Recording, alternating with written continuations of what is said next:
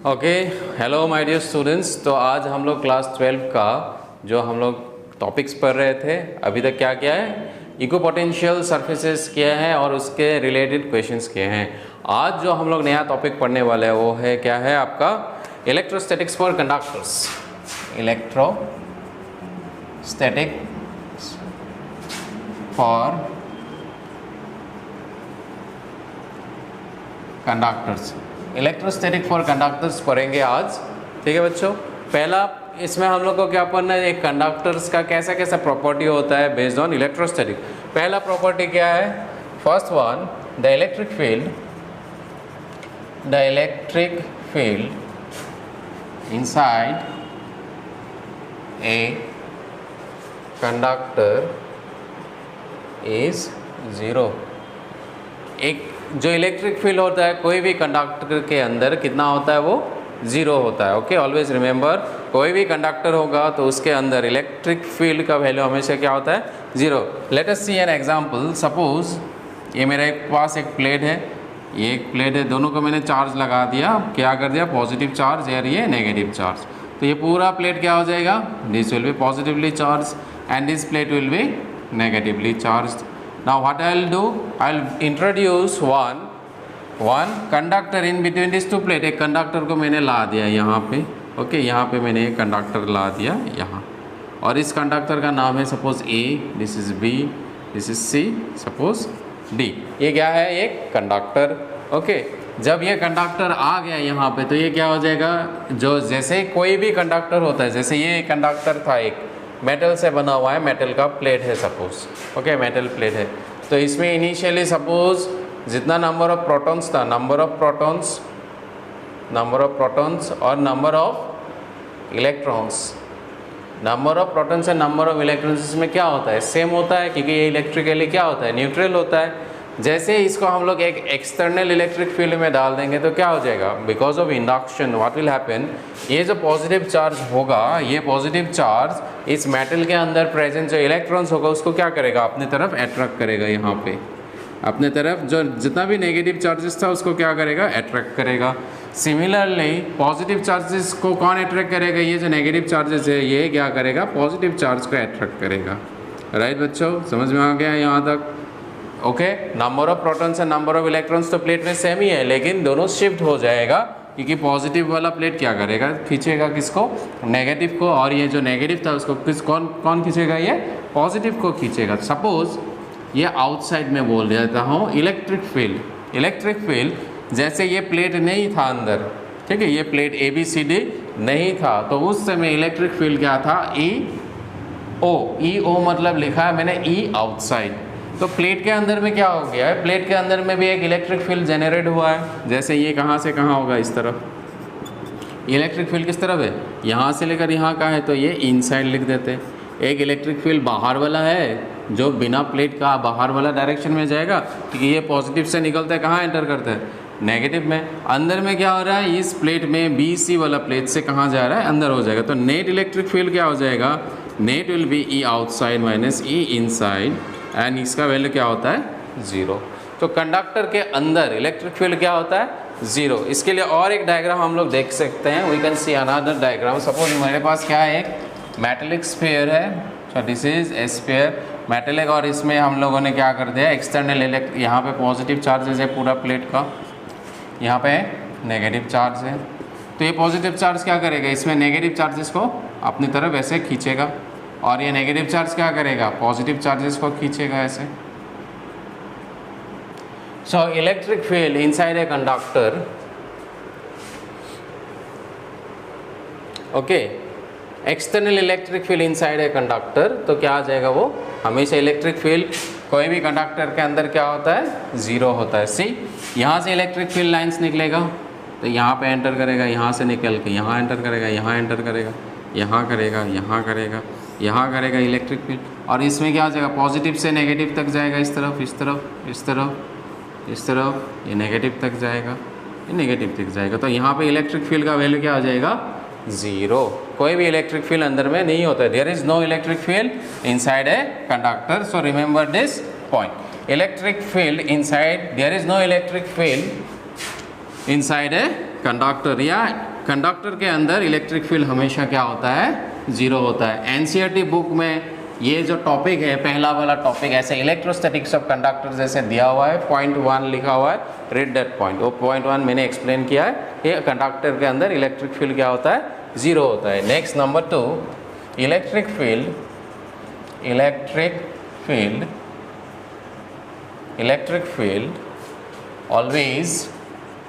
always makes electric field always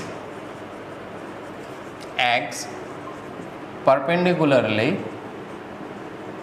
या normally, normal का हम लोग मीनिंग होता है perpendicular. Electric field always acts normal to the surface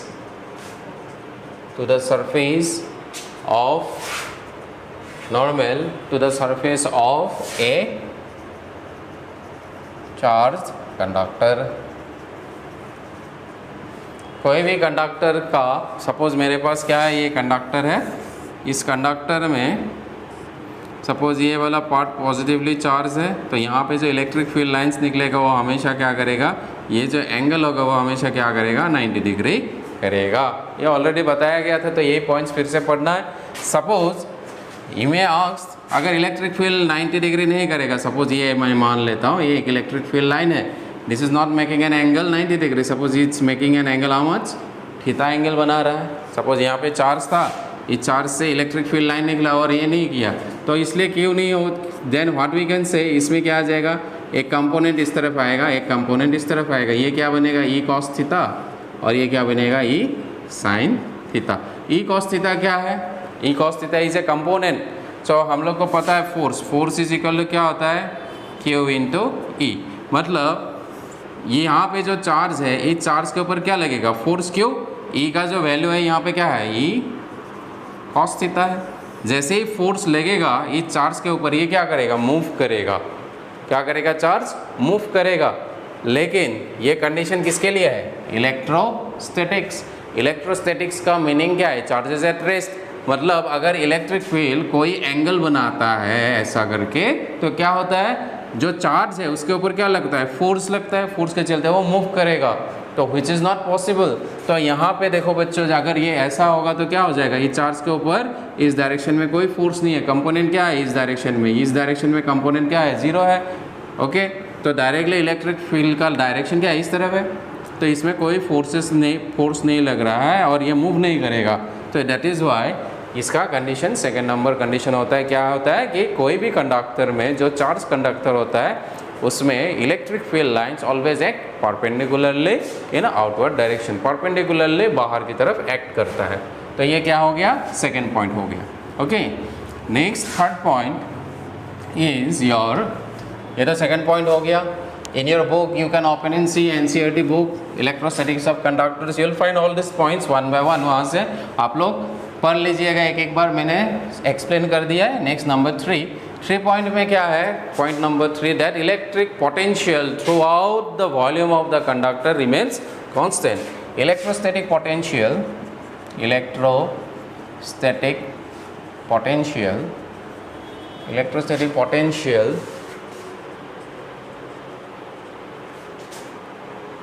throughout the volume of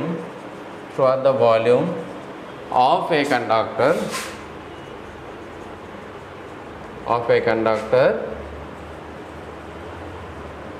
remains constant।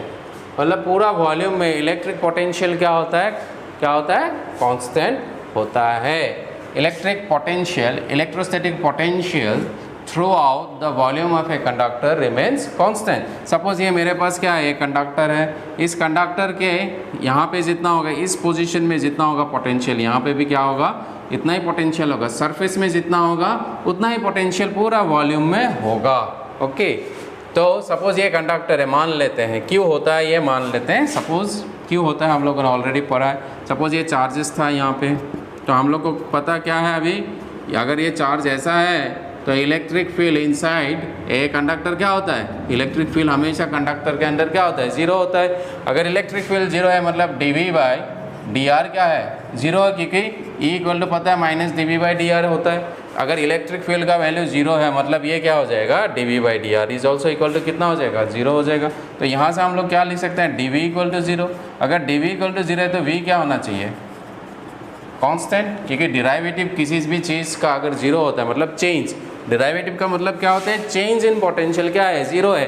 Change in potential अगर 0 है मतलब पोटेंशियल क्या है कांस्टेंट है, राइट। चेंज अगर हो ही नहीं रहा है मतलब वैल्यू क्या है कांस्टेंट है। जैसे यहाँ पे 10 था वोल्ट, यहाँ पे भी क्या है 10 वोल्ट है, दोनों के बीच में पोटेंशियल क्या है चेंज हुआ है नहीं हुआ है। तो पोटेंशियल चेंज इन पोटेंशियल मतलब क्या है initial potential minus final potential. Initial 10 volt था, फाइनल भी क्या है 10 वोल्ट है। अलग अलग पोजीशन में तो क्या हो जाएगा 0 हो जाएगा।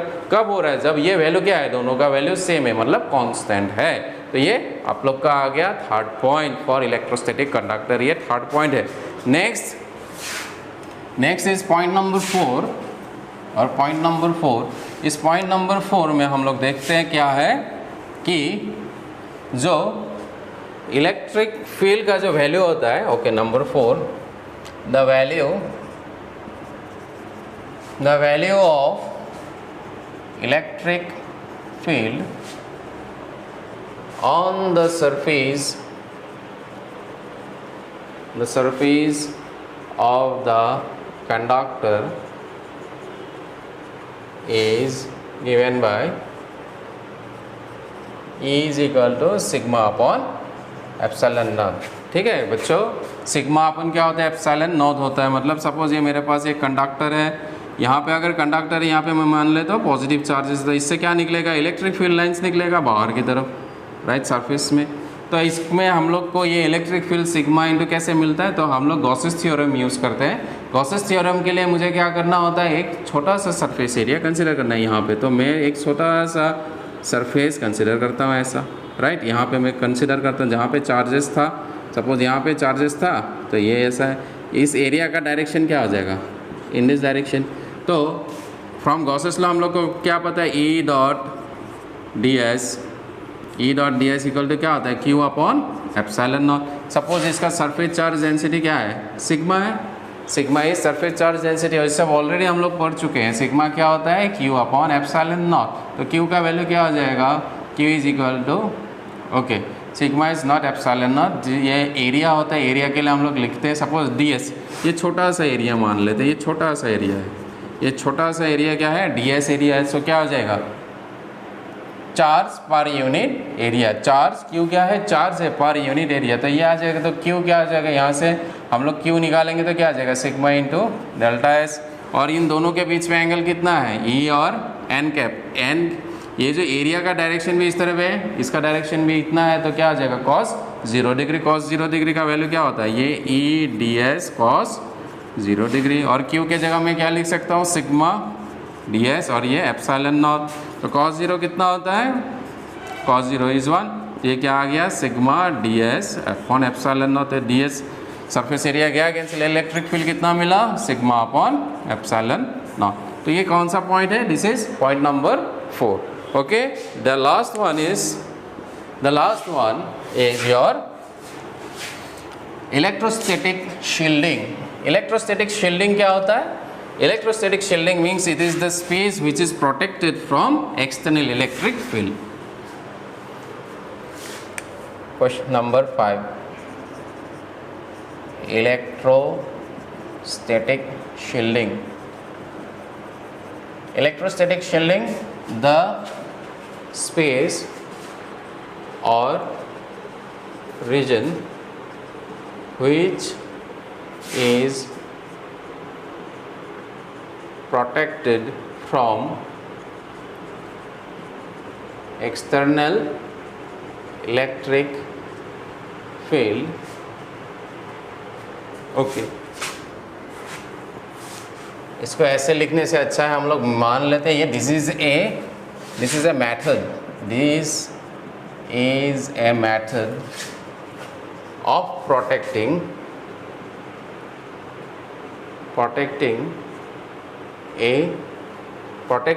कोई भी हम लोग के पास, सपोज मेरे पास, इसको लिखने से पहले समझ लेते हैं, मेरे पास इलेक्ट्रॉनिक डिवाइसेस होते हैं जैसे सेल फोन हो गया, टैबलेट हो गया, फिर आपका हो गया लैपटॉप हो गया, कोई भी ऐसा चीज़ है जिसमें क्या होता है सोफिस्टिकेटेड पार्ट्स होता है। सोफिस्टिकेटेड पार्ट मतलब उसमें बहुत small amount of current consumption होता है। सपोज इसमें करंट बहुत ज़्यादा आ गया एक्सटर्नली या वोल्टेज बढ़ गया तो वो सामान क्या हो जाएगा, ख़राब हो जाएगा। जैसे ये मेरे पास एक छोटा सा ये सपोज मेरे पास एक छोटा सा ये क्या है इलेक्ट्रॉनिक डिवाइस है, इलेक्ट्रॉनिक डिवाइस है, ये छोटा सा डिवाइस है। इसमें मैक्सिमम तो मैक्सिमम ये कितना कहा सकता है 1 एम्पियर। 1 एम्पियर से ज़्यादा आ गया तो ये क्या हो जाएगा, ख़राब हो जाएगा। या इसमें क्या आ सकता है सपोज 1 वोल्ट ही वो क्या कर सकता है कंज्यूम कर सकता है। अगर 1 से ज़्यादा हो गया वोल्टेज तो क्या हो जाएगा, ये ख़राब हो जाएगा।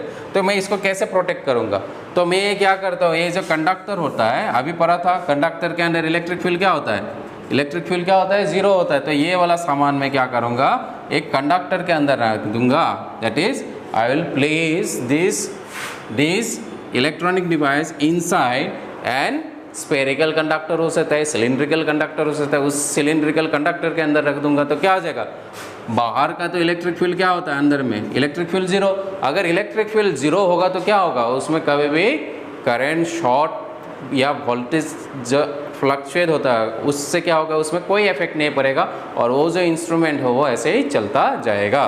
फॉर एग्जांपल सपोज जैसे ही थंडरिंग होता है, थंडरिंग होने से क्या होता है बिजली गिरता है ज़मीन में। जैसे बिजली गिरता है तो इंसान मर सकता है। तो सपोज थंडरिंग हो रहा है, एक इंसान रोड से जा रहा है तो उसके पास क्या है, सपोज एक कार है तो कार के अंदर जाएगा तो उसको कभी भी लाइटनिंग नहीं होगा। Why, because the car is made up of what, metal. तो वो कार के अंदर जैसे ही चला गया वो पूरा तो बॉडी किससे बना हुआ है, मेटल से बना हुआ है, तो कभी भी लाइटनिंग उसके ऊपर नहीं गिरेगा। सेम चीज़ ये टेक्नोलॉजी हम लोग इलेक्ट्रॉनिक डिवाइसेस में यूज़ करते हैं। मतलब ये क्या है इलेक्ट्रोस्टैटिक शील्डिंग, मतलब it is a method of protecting electronic devices या इलेक्ट्रिकल और इलेक्ट्रिकल और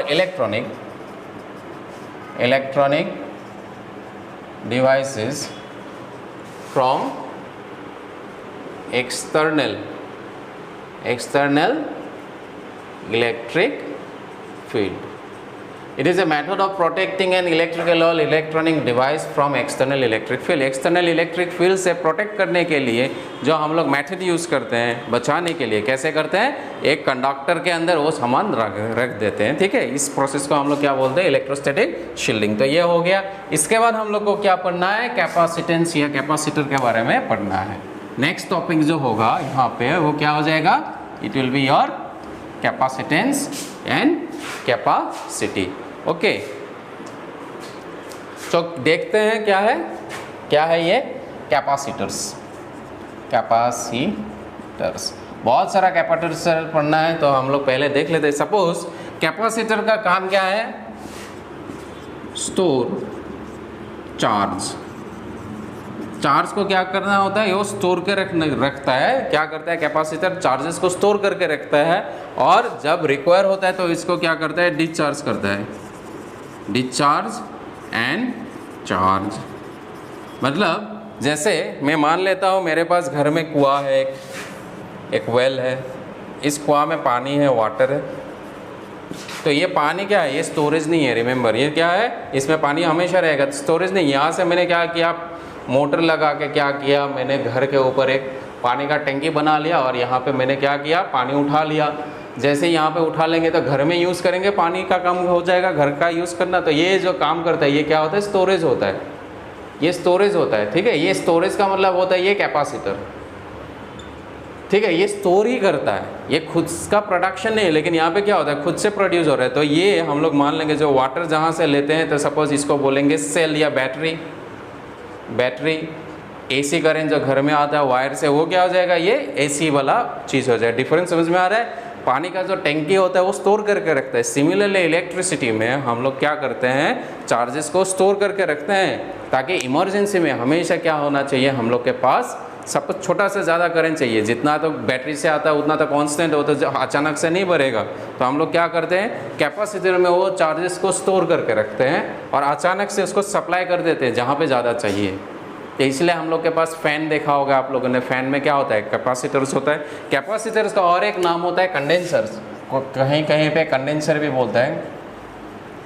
ठीक है। तो mainly will deal with capacitors, और एक उसका नाम क्या होता है, condenser. So condensers and capacitors are same. Now let us see इस काम कैसे करते हैं ये कैपेसिटर्स, और इसका डेफिनेशन कैसा होगा, हम लोग इसको थोड़ा सा देख लेते हैं।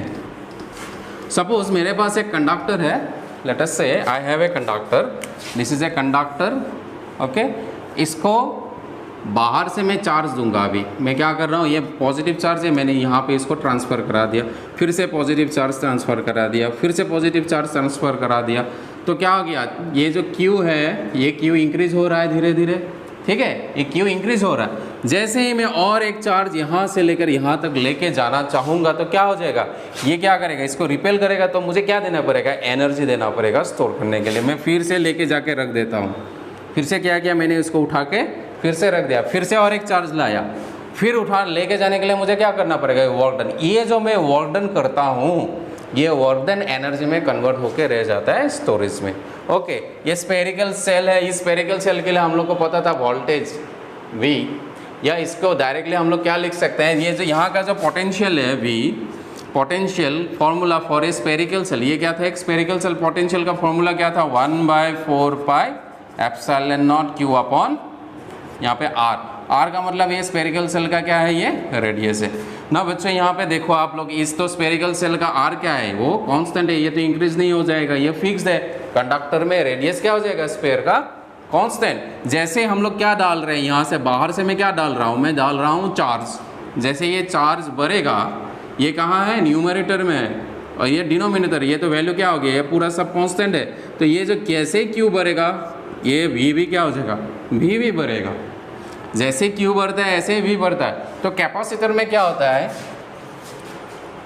कैपेसिटर्स में क्या होता है, दैट इज Q, ये जो Q है that is directly proportional to V। जैसे ही चार्जेस का वैल्यू बढ़ता है पोटेंशियल का वैल्यू भी क्या होता है, इंक्रीज होता है। यू कैन सी हियर, ये रिलेशन मैंने बता दिया। नेक्स्ट, ये जब प्रोपोर्शनल साइन में हटा दूंगा तो क्या आएगा, एक कांस्टेंट आएगा। यहाँ पे जो कांस्टेंट आएगा, इस कांस्टेंट को हम लोग रिप्रेजेंट करते हैं C से, और ये V, और ये जो कांस्टेंट है C, इसी को हम लोग बोलते हैं कैपेसिटेंस, कैपेसिटेंस, वेयर C क्या है, constant, constant of proportionality, constant of proportionality known as capacitance. तो ये जो C आ जाएगा, यहाँ से हम लोग निकाल लेंगे, तो C इक्वल टू क्या आ जाएगा, C is equal to Q divided by V हो जाएगा। तो कैपेसिटेंस का formula C is equal to क्या हो जाएगा, Q डिवाइडेड बाय V। अगर Q डिवाइडेड बाय V होगा तो इसका ऐसा यूनिट क्या होगा, राइट। ये तो कैपेसिटर्स के बारे में पता चल गया, ये कैपेसिटी को क्या बोलते हैं, कैपेसिटेंस। नाउ ये जो SI यूनिट है, SI unit of C is क्या होता है, फैरेड। हम लोग क्या यूज़ करते हैं, फैरेड, इसको कैपिटल लेटर F से रिप्रेजेंट करते हैं। तो ये 1 फैरेड होने के लिए क्या होना चाहिए, चार्ज का जो वैल्यू हो कितना होना चाहिए, 1 कूलम डिवाइडेड बाय ये वोल्टेज कितना होना चाहिए, 1 वोल्ट। मतलब 1 फैरेड कैपेसिटेंस या कैपेसिटी का वैल्यू कितना होता है, अगर मुझे 1 कूलम चार्ज राइज करना है in by rising the potential bye 1 volt. 1 volt potential को, जैसे 1 कूलम चार्ज को मैं 1 वोल्ट से डिवाइड करता है तो जो वैल्यू मिलता है उसको हम लोग क्या बोलेंगे, 1 फैरेड बोलेंगे। तो इसका तो पता चल गया, डायमेंशंस क्या होगा इसका, दैट इज डायमेंशनल फॉर्मूला क्या हो जाएगा इसका, आप लोग देख लीजिए। क्या है, ये फैरेड है, ये कूलम है। कूलम के लिए क्या यूज़ करते हैं हम लोग, AT। नीचे क्या है, ये V इक्वल टू क्या होता है, W divided by Q। W का मतलब क्या होता है, फोर्स इंटू डिस्प्लेसमेंट, और AQ क्या है, AT। एक साथ हम लोग लिख देते हैं। सपोज डायमेंशनल फॉर्मूला क्या हो जाएगा,